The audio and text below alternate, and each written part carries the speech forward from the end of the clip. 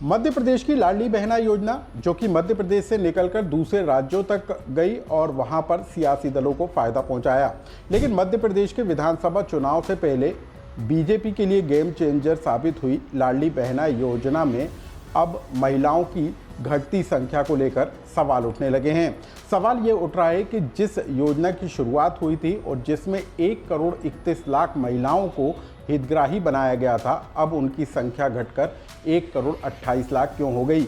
और सवाल इस बात को लेकर भी है कि जनवरी 2025 में 1,63,000 महिलाएं इस योजना के दायरे से आखिर बाहर क्यों हो जाएंगी।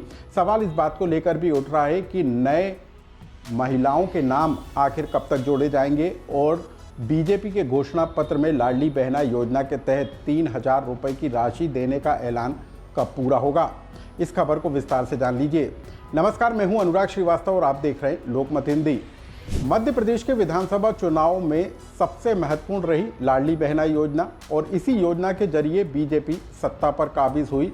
जब शिवराज सरकार के समय इस योजना की शुरुआत हुई थी तब 1 करोड़ 31 लाख महिलाओं को इस योजना से जोड़ा गया था, लेकिन उसके बाद इसकी संख्या घटती चली गई और अब 1 करोड़ 28 लाख महिलाओं को इस योजना से जोड़ा गया है। और अब हम आपको बता दें कि जनवरी 2025 में 1,63,000 महिलाएं इस योजना के दायरे से बाहर हो जाएंगी।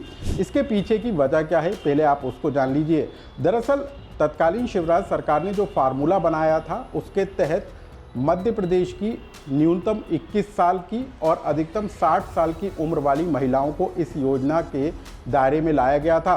यानी कि अब जो महिलाएं 60 साल की उम्र पूरी कर ले रही हैं वो इस योजना से खुद ब खुद बाहर हो जा रही हैं और ऐसी ही 1,63,000 महिलाएं इस बार 60 की उम्र पार होने के कारण इस योजना के दायरे से बाहर हो जाएंगी। सबसे खास बात यह है कि 60 वर्ष से अधिक उम्र की महिलाओं तो योजना से बाहर कर दिया गया, लेकिन नए नाम इस योजना में जोड़े नहीं गए। हालांकि मुख्यमंत्री मोहन यादव ने इस बात का ऐलान किया था कि लाडली बहना योजना को ना तो बंद किया जाएगा बल्कि इस योजना में छूटे हुए हितग्राहियों को भी जोड़ने का अभियान चलेगा।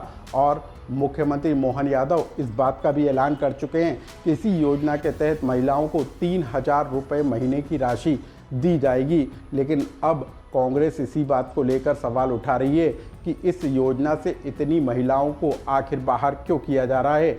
जो छूटी हुई महिलाएं हैं उनके नाम कब तक जोड़े जाएंगे और 3,000 रुपये की राशि महिलाओं के खाते में कब आएगी।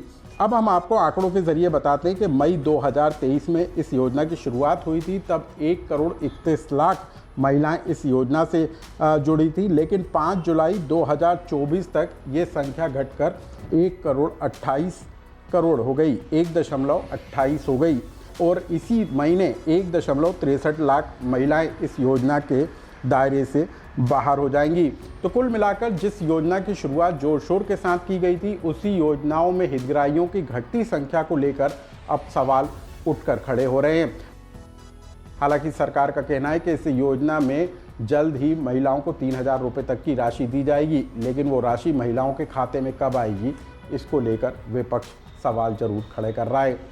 तो क्या आप भी इस योजना में छूटी हुई महिलाएं हैं और क्या आप भी इंतज़ार कर रही हैं? तो आने वाले समय में सरकार का क्या कदम होता है ये देखने वाला होगा। इस खबर से जुड़ा कोई सुझाव या कमेंट्स हो तो हमें कमेंट्स बॉक्स में लिखकर ज़रूर बताएं।